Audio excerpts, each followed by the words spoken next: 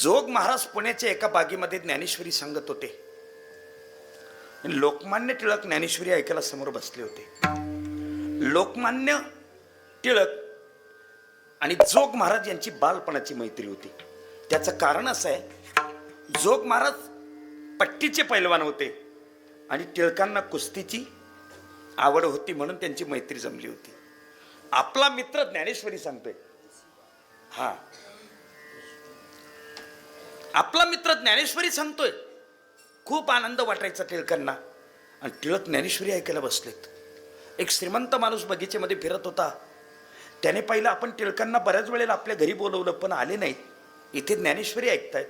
आपण एक काम करू, ही ज्ञानेश्वरी सांगणारे बोलाच आपल्या बंगल्यामध्ये घेऊन जाऊ, म्हणजे टिळक बरोबर येतील. श्रीमंत माणसं काय आपल्या पैशाचा विनियोग कुठे कसा करतील काही भरोसा नाही. दुसरा दिवस उजाडला. माध्यान्नाची वेळ होती. वामकुक्षीसाठी जोग महाराज पोडले होते. त्या श्रीमंताने पैशाचं पोतं भरून आणलं, जोग महाराजांच्या समोर ठेवलं आणि सांगितलं, महाराज यजमान पदाची बिदागी मी समजलो नाही. तुम्ही इथे जे ज्ञानेश्वरी सांगता ना हे बंद करा, मग माझ्या बंगल्यात ज्ञानेश्वरी सांगा. एक दिवस ज्ञानेश्वरी सांगितली, एक पोतं भरून देईल. 3 दिवस सांगितली, 3 पोते भरून देईल. आणि 7 दिवस सांगितली, 7 पोते भरून देईल. भाग्य त्या जागेवर मी नव्हतो.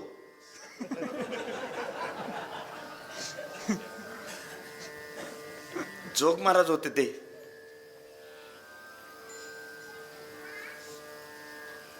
त्यांनी सांगितलं, श्रीमंत मी तुमचा अनादर करत नाही, पण ही माझी भूमी आहे, हा माझा श्रोता आहे आणि हे माझं व्यासपीठ आहे.